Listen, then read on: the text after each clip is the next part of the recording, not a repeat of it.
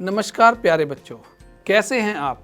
उम्मीद है कि आप सभी अपने अपने घरों पर स्वस्थ एवं सुरक्षित होंगे तथा खूब मन लगाकर पढ़ाई कर रहे होंगे और हमारी आने वाली वीडियो का बेसब्री से इंतज़ार कर रहे होंगे। स्वागत है आपका हमारी सामाजिक विज्ञान की कक्षा में। आज हम आपके लिए लेकर आए हैं कक्षा 8 की इतिहास की पुस्तक हमारे अतीत भाग 3 में संकलित अध्याय 10, जिसका शीर्षक है स्वतंत्रता के बाद। बच्चों, उम्मीद है कि हमारी यह वीडियो आपके लिए बहुत ज्ञानवर्धक एवं लाभकारी होगी तथा जैसा कि अध्याय के शीर्षक से ही विदित है कि हम इसमें भारत के स्वतंत्रता के बाद की परिस्थितियों की चर्चा करेंगे।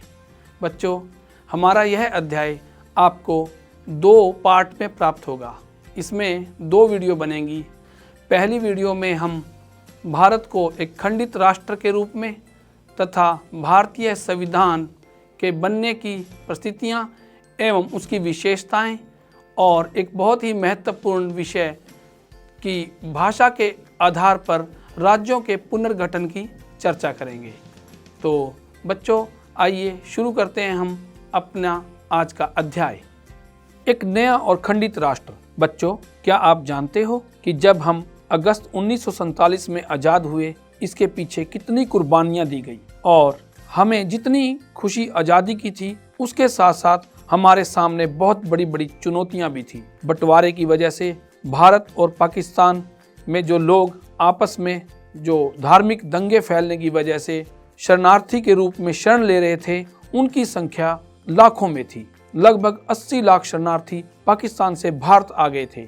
इन लोगों के लिए रहने का इंतजाम करना और उन्हें रोजगार देना एक बहुत बड़ी चुनौती थी। इसके साथ साथ अंग्रेजों ने जाते जाते भारत में जो लगभग 500 के आसपास देसी रियासतें थी, उन्हें यह आज़ादी दे दी थी कि वो चाहे तो पाकिस्तान में शामिल हो जाएं या वो भारत में रहें या अपना अलग देश बना लें। यह बहुत बड़ी चुनौती थी। ये देसी रियासतें राजाओं या नवाबों के शासन में चल रही थी। इन सभी को नए राष्ट्र में शामिल होने के लिए तैयार करना एक टेढ़ा काम था। शरणार्थियों और रियासतों की समस्या पर फौरन ध्यान देना लाजमी था। लंबे दौर में इस नवजात राष्ट्र को एक ऐसी राजनीतिक व्यवस्था भी विकसित करनी थी जो यहाँ के लोगों की आशाओं और आकांक्षाओं को सबसे अच्छी तरह व्यक्त कर सके। बच्चों, 1947 में भारत की आबादी काफ़ी बड़ी थी, तकरीबन 34.5 करोड़। यह आबादी भी आपस में बंटी हुई थी। इसमें ऊंची जाति और नीची जाति, बहुल हिंदू समुदाय और अन्य धर्मों को मानने वाले भारतीय थे। इस विशाल देश के लोग तरह तरह की भाषाएं बोलते थे। उनके पहनावों में भारी फर्क था। उनके खान पान और काम धंधों में भारी विविधता थी। इतनी विविधता वाले लोगों को एक राष्ट्र राज्य के रूप में कैसे संगठित किया जा सकता था, यह भी अपने आप में एक बहुत बड़ी चुनौती थी। एकता की समस्या के साथ ही विकास की भी एक बड़ी समस्या थी। स्वतंत्रता के समय भारत की एक विशाल संख्या गांवों में रहती थी। आजीविका के लिए किसान और काश्तकार बारिश पर निर्भर करते थे। यही स्थिति अर्थव्यवस्था के गैर कृषि क्षेत्रों की थी। अगर फसल चौपट हो जाती तो नाई, बढ़ई, बुनकर और अन्य कारीगरों की आमदनी पर भी संकट पैदा हो जाता था। शहरों में फैक्ट्री मजदूर भीड़ भरी झुग्गी बस्तियों में रहते थे, जहां शिक्षा या स्वास्थ्य सुविधाओं की खास व्यवस्था नहीं थी। इस विशाल आबादी को गरीबी के चंगुल से निकालने के लिए न केवल खेती की उपज बढ़ाना जरूरी था, बल्कि नए उद्योगों का निर्माण भी करना था, जहां लोगों को रोजगार मिल सके। एकता और विकास की प्रक्रियाओं को साथ साथ चलना था। अगर भारत के विभिन्न तबकों के बीच मौजूद मतभेदों को दूर न किया जाता तो वे हिंसक और बहुत खतरनाक टकरावों का रूप ले सकते थे। लिहाजा ऐसे टकराव देश के लिए महंगे भी पड़ सकते थे। बच्चों, कहीं ऊंची जाति और नीची जाति के बीच, कहीं हिंदुओं और मुसलमानों के बीच, तो कहीं किसी और वजह से तनाव की आशंका बनी हुई थी। दूसरी तरफ अगर आर्थिक विकास के लाभ आबादी के बड़े हिस्से को नहीं मिलते हैं तो और ज्यादा भेदभाव पैदा हो सकता था। ऐसी स्थिति में अमीर और गरीब, शहर और देहात, संपन्न और पिछड़े इलाकों का फर्क पैदा हो सकता था। बच्चों, क्या आप जानते हो कि इन सभी चुनौतियों के शांतिपूर्वक एवं स्थायी समाधान के लिए हमें एक लिखित संविधान की जरूरत थी। दिसंबर 1946 से नवंबर 1949 के बीच तकरीबन 300 भारतीयों ने देश के राजनीतिक भविष्य के बारे में लंबा विचार विमर्श किया। यद्यपि इस संविधान सभा की बैठकें नई दिल्ली में आयोजित की गई, परंतु इसके सदस्य पूरे देश में फैले हुए थे और वे बहुत सारी राजनीतिक पार्टियों के प्रतिनिधि थे।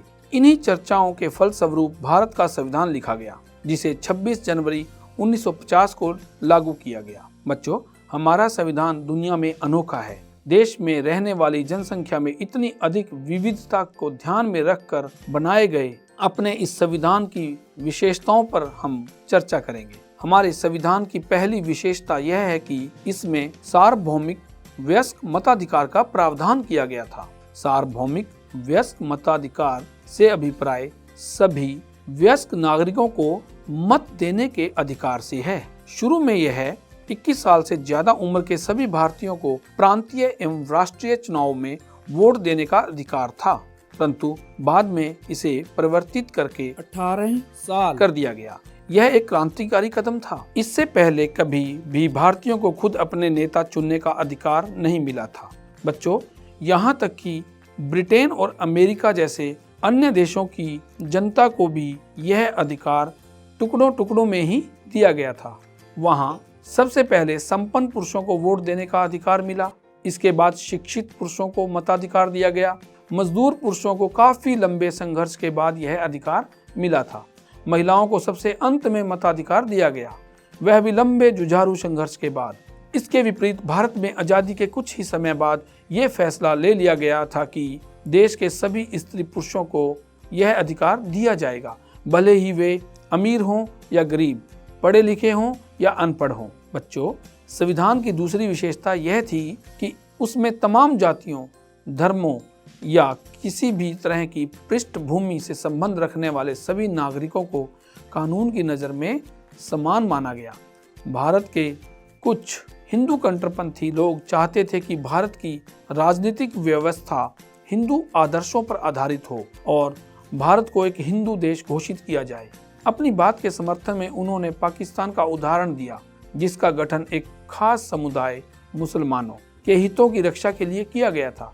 परंतु भारतीय प्रधानमंत्री जवाहरलाल नेहरू का स्पष्ट मत था कि भारत हिंदू पाकिस्तान नहीं बन सकता और न ही बनना चाहिए। मुसलमानों के अलावा भारत में सिख और ईसाइयों की भी बड़ी संख्या थी। इसके अलावा पारसी, जैन तथा अन्य धर्मों के लोग भी थे। नए संविधान में इन सभी समुदायों के लोगों को भी वही अधिकार दिए गए जो अधिकार हिंदुओं को दिए गए थे, चाहे सरकारी या निजी क्षेत्र की नौकरियों का सवाल हो या कानून से संबंधित कोई मामला हो। इन सभी समुदायों के लोगों को भी वैसे ही अवसर देने का प्रावधान किया गया जैसे हिंदुओं को दिए जा रहे थे। आप यहाँ चित्र में संविधान के उद्देश्यों पर रोशनी डालने वाले प्रस्ताव को पढ़ते हुए भारत के प्रथम प्रधानमंत्री जवाहरलाल नेहरू जी को देख सकते हैं। हमारे संविधान की तीसरी विशेषता यह है कि इसमें समाज के निर्धन और सबसे वंचित तबकों के लिए विशेष सुविधाओं की व्यवस्था की गई थी। भारत के सम्मान को कलंकित करने वाली छुआछूत के चलन को खत्म कर दिया गया। अब तक हिंदुओं के मंदिरों में केवल ऊंची जाति के लोग ही जाते थे, लेकिन अब उन्हें सभी लोगों के लिए खोल दिया गया। जिन्हें अब तक अछूत माना जाता था, अब वे भी मंदिरों में जा सकते थे। एक लंबी बहस के बाद संविधान सभा ने यह भी तय किया कि विधायिका यानी संसद की कुछ सीटें और सरकारी नौकरियों में कुछ हिस्सा निचली जातियों के सदस्यों के लिए आरक्षित किया जाए। बच्चों, भूतपूर्व अछूतों के साथ साथ आदिवासियों या अनुसूचित जनजातियों को भी विधायिका और नौकरियों में आरक्षण दिया गया। अनुसूचित जातियों की तरह इन भारतीयों को भी वंचित रखा गया था और उनके साथ भी भेदभाव किया गया था। आदिवासी आधुनिक स्वास्थ्य सुविधाओं और शिक्षा से वंचित थे। उनकी जमीन और जंगलों पर समुदाय के बाहर के ताकतवर लोगों ने कब्जा कर लिया था। संविधान से उन्हें जो नए अधिकार मिले, उनका उद्देश्य इस स्थिति में सुधार लाने का था। बच्चों, हमारे संविधान की चौथी विशेषता केंद्र और राज्यों के बीच संबंधों को लेकर किए गए शक्तियों एवं अधिकारों के बंटवारे से संबंधित है। जैसा कि आप जानते हैं कि हमारे देश में संघात्मक शासन प्रणाली है। यहाँ पर मूल रूप से 2 सरकारें, केंद्र सरकार व राज्य सरकारें कार्यरत हैं। तो बच्चों, इन सबके अधिकारों व कर्तव्यों में कोई मतभेद ना हो, इसके लिए संविधान सभा के सदस्यों ने केंद्र और राज्य सरकारों की शक्तियों और अधिकारों के बंटवारे पर भी लंबी चर्चा की थी। कुछ लोगों का मानना था कि केंद्र के हित सबसे महत्वपूर्ण होने चाहिए। उनका कहना था कि यदि केंद्र मजबूत होगा तो तभी वह पूरे देश की उन्नति के लिए सोचने और योजना बनाने में सक्षम होगा। कई अन्य सदस्यों का मानना था कि राज्यों को ज्यादा स्वायत्तता और आजादी मिलनी चाहिए।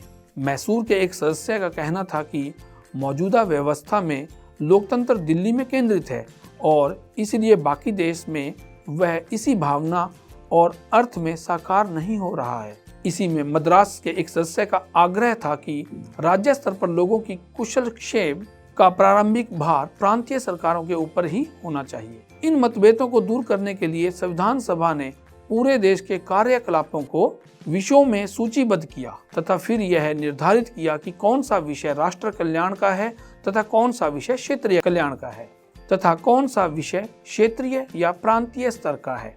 तब संविधान सभा ने इन विभिन्न विषयों को 3 सूचियों में बांट दिया। पहली सूची केंद्रीय सूची, दूसरी सूची राज्य सूची और तीसरी सूची समवर्ती सूची। केंद्रीय सूची में केंद्र से संबंधित जितने भी मामले थे उन सभी का प्रावधान किया गया, जैसे कि कराधान, रक्षा, विदेशी मामले, रेलवे और बैंकिंग व्यवस्था आदि। ये ऐसे विषय थे जो केवल केंद्र सरकार के अधीन थे। राज्य सूची में शिक्षा और स्वास्थ्य जैसे विषय लिए गए जिनकी जिम्मेदारी मुख्य रूप से राज्य सरकारों के ऊपर थी। समवर्ती सूची में वन एवं कृषि आदि ऐसे विषयों को रखा गया जिनके बारे में केंद्र और राज्य सरकारें दोनों संयुक्त रूप से फैसला ले सकते थे। बच्चों, भारतीय संविधान की 5वीं विशेषता में हम भाषा की संक्षिप्त चर्चा करेंगे। जैसा कि आप जानते हो कि हमारे देश के अंदर विभिन्न भाषाएं बोली जाती हैं तथा कोई भी एक भाषा पूर्ण बहुमत में नहीं है। ऐसे में किसी एक भाषा के पक्ष में जाना मतलब देश को भारी संकट में डालने के बराबर था, परंतु हमारे संविधान निर्माताओं ने इसका भी समाधान निकाला। संविधान सभा में भाषा के सवाल पर बड़ी तीखी बहस हुई। बहुत सारे लोगों का मानना था कि अंग्रेजों के साथ अंग्रेजी भाषा को भी विदा कर देना चाहिए।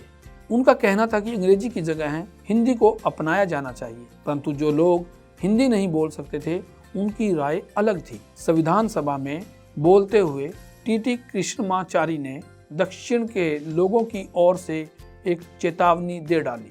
उन्होंने कहा कि अगर उन पर हिंदी थोपी गई तो वहाँ के बहुत सारे लोग भारत से अलग हो जाएंगे। इस विवाद से बचने के लिए आखिरकार बीच का रास्ता निकाला गया। संविधान निर्माताओं ने हिंदी को भारत की राजभाषा का दर्जा दिया, जबकि अदालतों, सेवाओं, विभिन्न राज्यों के बीच संचार आदि के लिए अंग्रेजी के इस्तेमाल का फैसला लिया गया। बच्चों, इस प्रकार से आपको अंदाजा लग गया होगा कि हमारे देश के संविधान निर्माताओं की कुशलता व बुद्धि प्रवीणता के चलते उन्होंने गागर में सागर भर दिया। बच्चों, संविधान की रचना में बहुत सारे भारतीयों ने योगदान दिया था। इनमें सबसे महत्वपूर्ण योगदान संभवतः डॉक्टर BR अम्बेडकर का था, जो संविधान सभा की प्रारूप समिति के अध्यक्ष थे और जिनके नेतृत्व में दस्तावेज को अंतिम रूप दिया गया था। संविधान सभा के सामने अपने आखिरी भाषण में डॉक्टर अम्बेडकर ने कहा था कि राजनीतिक लोकतंत्र के साथ साथ आर्थिक और सामाजिक लोकतंत्र भी जरूरी है। यदि लोगों को वोट डालने का अधिकार दे दिया जाता है तो इससे अमीर गरीब या ऊंची और नीची जातियों का फासला अपने आप खत्म नहीं हो जाएगा। यहाँ चित्र में आप डॉक्टर BR अम्बेडकर को देख सकते हैं। इन्हें प्यार से लोग बाबा साहेब के नाम से पुकारते थे। वह एक मराठी भाषी दलित जाने माने वकील थे और अर्थशास्त्री थे। उन्हें दलितों का एक महान नेता और भारतीय संविधान का जनक माना जाता है। उन्होंने कहा था कि नए संविधान के साथ भारत अंतर विरोधों के एक नए युग में प्रवेश करने जा रहा है। राजनीति में हमारे पास समानता होगी और सामाजिक व आर्थिक जीवन में हम असमानता की राह पर चलेंगे। राजनीति में हम एक व्यक्ति, एक वोट और एक मूल्य के सिद्धांत का पालन करेंगे। इसके विपरीत अपनी सामाजिक एवं आर्थिक संरचना के फल स्वरूप हम सामाजिक और आर्थिक जीवन में एक व्यक्ति, एक मूल्य के सिद्धांत का निषेध करते रहेंगे। बच्चों, आज़ादी के बाद भारत की एक बहुत बड़ी चुनौती जो थी वो थी भाषा के आधार पर राज्यों का पुनर्गठन। यदि आप यहाँ पर दिए गए इन 3 मानचित्रों पर नजर डालें तो आपको मानचित्र क में 2 तरह का भारत दिखाई दे रहा है, जिसमें एक देसी रियासतें व ब्रिटिश भारत। दोनों में कोई भी एक भाषाई आधार नहीं है तथा राज्यों या रियासतों में बहुभाषी लोग निवास करते थे। आप यहाँ मानचित्र क में देखिए, ये 14 अगस्त 1947 से पहले भारतीय प्रांत एवं रियासतें यहाँ पर दिखाई गई हैं। रियासतों में आप उत्तर में गिलगित जम्मू और कश्मीर की रियासत को देख सकते हो और पश्चिम में राजपूताना बलूचिस्तान राज्य, दक्षिण में आप मैसूर, हैदराबाद और पूर्व की तरफ आप त्रिपुरा, मणिपुर जैसी रियासतों को देख सकते हो। इसी प्रकार से यहाँ पर आप ब्रिटिश भारत के तहत पंजाब प्रांत को देख सकते हो, संयुक्त प्रांत, केंद्रीय प्रांत, बंगाल, मद्रास व बम्बई और सिंध को देख सकते हो। बच्चों, मानचित्र ख पर नजर डालिए। आपको यहाँ पर 1 नवंबर 1956 से पहले भारतीय राज्य जिनका भाषाई आधार पर गठन किया गया था ये नजर आएंगे। आप इनमें कुछ अभी भी भूतपूर्व रियासतें देख सकते हैं। जम्मू एवं कश्मीर, राजस्थान, अजमेर, मेवाड़, सौराष्ट्र, हैदराबाद, मैसूर, मणिपुर और उत्तर पूर्व सीमांत। ये भूतपूर्व रियासतों से अभिप्राय है कि जब रियासतों के शासक भारत अथवा पाकिस्तान से जुड़ने के लिए मान गए या हार गए तो उनकी रियासतें खत्म हो गई, परंतु 31 अक्टूबर 1956 तक कई ऐसी रियासतों को प्रशासनिक इकाइयों के रूप में बनाए रखा गया। इसलिए इन्हें 1947 से 31 अक्टूबर 1956 तक भूतपूर्व रियासत कहा गया है। मानचित्र ग में देखिए, यहाँ पर भी आपको ये 2020 का मानचित्र है जिसमें आप भाषाई आधार पर भारतीय राज्यों को देख सकते हैं। आखिर भाषाई आधार पर राज्यों के पुनर्गठन की आवश्यकता क्यों पड़ी? बात 1920 के दशक में जब स्वतंत्रता संघर्ष की मुख्य पार्टी भारतीय राष्ट्रीय कांग्रेस थी उस समय की है। इस पार्टी ने आश्वासन दिया था कि जैसे ही देश आजाद हो जाएगा प्रत्येक बड़े भाषाई समूह का अपना अलग अलग प्रांत होगा। आजादी मिलने के बाद कांग्रेस ने इस आश्वासन को पूरा करने के लिए कोई कदम नहीं उठाया, क्योंकि भारत धर्म के आधार पर पहले ही 1947 में बंट चुका था। इसीलिए महात्मा गांधी की तमाम इच्छाओं और प्रयासों के बावजूद यह स्वतंत्रता एक राष्ट्र को नहीं बल्कि 2 राष्ट्रों को मिल रही थी। देश विभाजन के फलस्वरूप हिंदुओं और मुसलमानों के बीच हुए भीषण दंगों में 10 लाख से ज़्यादा लोग मारे गए थे। ऐसे में यह चिंता स्वाभाविक थी कि क्या हमारा देश भाषा के आधार पर इस तरह के और बंटवारे झेल सकता था? प्रधानमंत्री जवाहरलाल नेहरू और उप प्रधानमंत्री वल्लभ भाई पटेल दोनों ही भाषा के आधार पर राज्यों के गठन की नीति के विरोधी थे। विभाजन के बाद नेहरू ने कहा था कि उपद्रवकारी प्रवृत्तियां सिर उठा रही हैं, जिन पर अंकुश लगाने के लिए राष्ट्र को शक्तिशाली और एकजुट होना चाहिए, वरना जैसा कि पटेल ने कहा, इस समय भारत की पहली और आखिरी जरूरत यह है कि उसे एक राष्ट्र बनाया जाए। राष्ट्रवाद को बढ़ावा देने वाली हर चीज आगे बढ़नी चाहिए और उसके रास्ते में रुकावट डालने वाली हर चीज को खारिज कर दिया जाना चाहिए। हमने यही कसौटी भाषाई प्रांतों के सवाल पर भी अपनाई है और इस कसौटी के हिसाब से हमारी राय में यह मांग, इसके लिए हम समर्थन नहीं दे सकते, क्योंकि कांग्रेस के नेता अपने वायदे से पीछे हट रहे थे। इसीलिए जगह जगह असंतोष पैदा हुआ। कन्नड़ भाषी, मलयालम भाषी, मराठी भाषी सभी अपने अपने राज्य के इंतजार में थे। सबसे गहरा असंतोष मद्रास प्रेसिडेंसी के तेलुगु भाषी जिलों में दिखाई दिया। जब 1952 के आम चुनावों में नेहरू वहां चुनाव प्रचार के लिए गए तो लोगों ने उन्हें काले झंडे दिखाए और हमें आंध्र चाहिए के नारे लगाए। उसी साल अक्टूबर में वयोवृद्ध गांधीवादी पोट्टी श्रीरामुलु तेलुगु भाषियों के हितों की रक्षा के लिए आंध्र राज्य के गठन की मांग करते हुए भूख हड़ताल पर बैठ गए। जैसे जैसे अनशन आगे बढ़ा, बहुत सारे लोग श्रीरामुलु के समर्थन में आने लगे, जगह जगह हड़ताल करने लगे और जुलूस निकालने लगे। यहाँ आप तस्वीर में गांधीवादी नेता पोट्टी श्रीरामुलु को देख सकते हैं।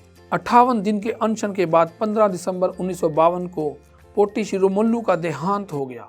जैसा कि अखबार ने लिखा था, शिरुमल्लू के देहांत की खबर ने पूरे आंध्र को अस्त व्यस्त कर डाला। विरोध इतना व्यापक और गहरा था कि केंद्र सरकार को आखिरकार यह मांग माननी पड़ी।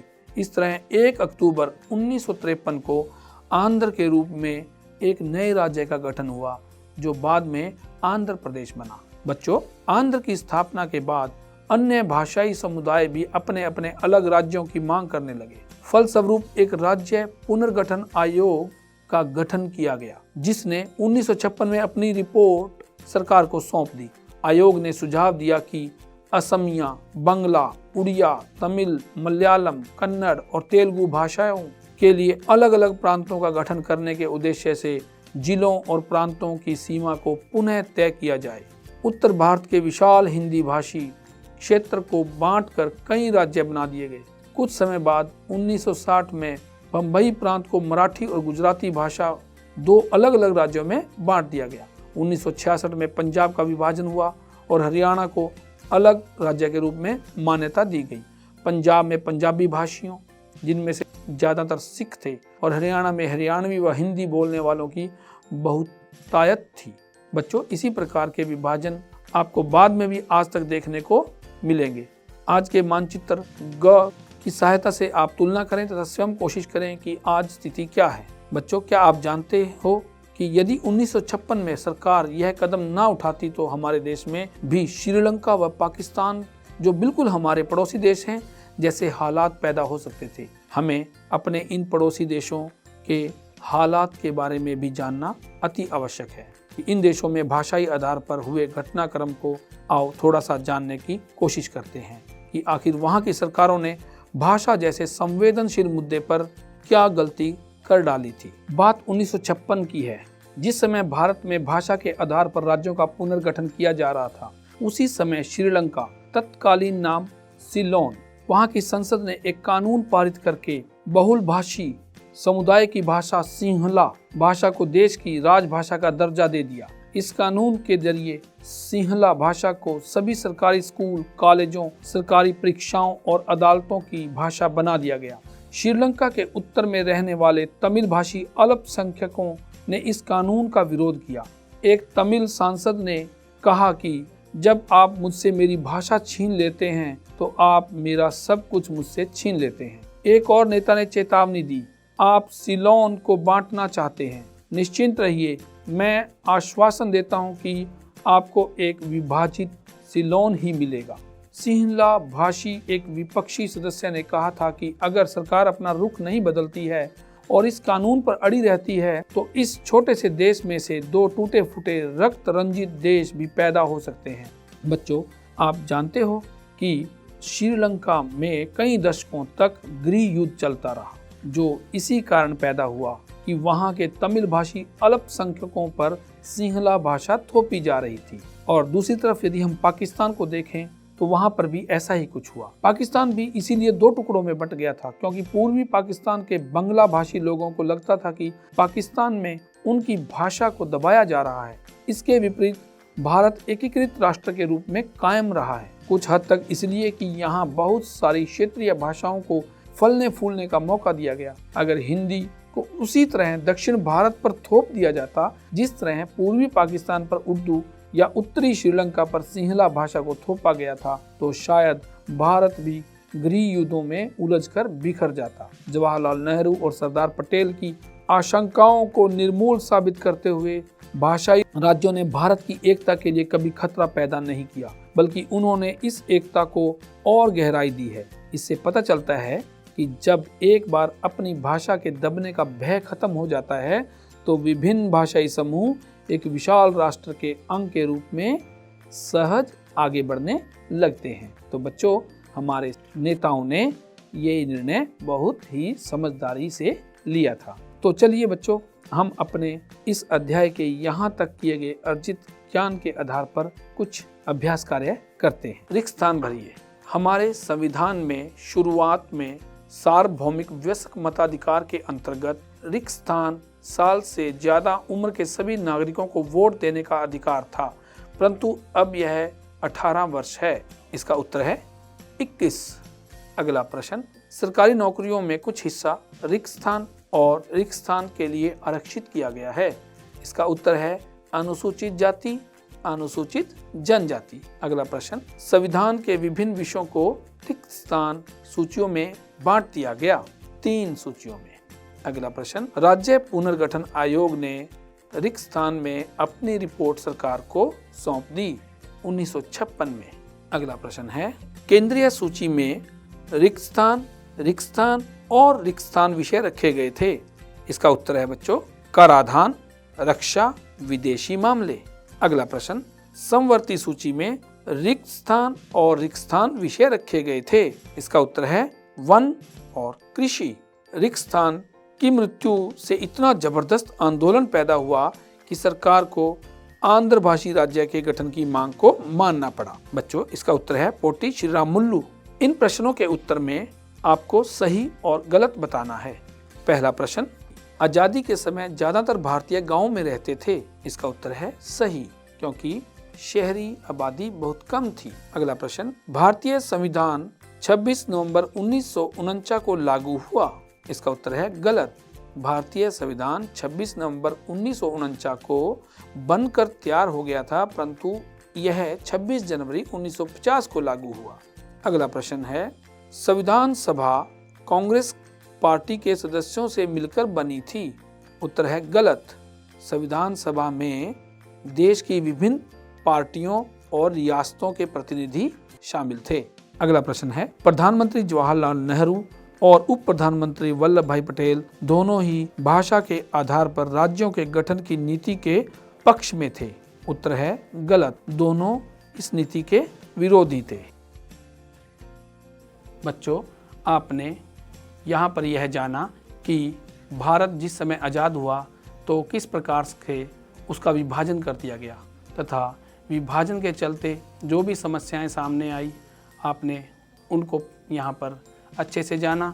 आपने यह भी देखा कि सरकार ने किस प्रकार से अपने विकास के पथ को प्राप्त किया और हमारे संविधान की आपने विशेषताओं को भी यहाँ पर अच्छे प्रकार से जाना कि इतनी विभिन्नताएं या विविधताएं होते हुए भी भारतीय संविधान ने किस प्रकार से पूरे देश को एकता के सूत्र में बांधा हुआ है।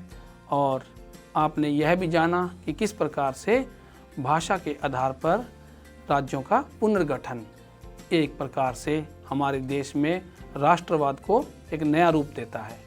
बच्चों, हमारी इस अध्याय के बाकी बिंदु जो कि विकास यानी कि पंचवर्षीय योजनाओं के तहत विकास के पथ और हमारी विदेश नीति जिसमें हम गुटनिरपेक्षता तथा आज के भारत की अपने उस समय आज़ादी के समय के भारत के साथ की तुलना का हम अपनी आने वाली वीडियो में जिक्र करेंगे। हमारी आज की इस वीडियो को शुरू से अंत तक ध्यानपूर्वक देखने के लिए आपका बहुत बहुत धन्यवाद। आपका दिन शुभ हो। जय हिंद।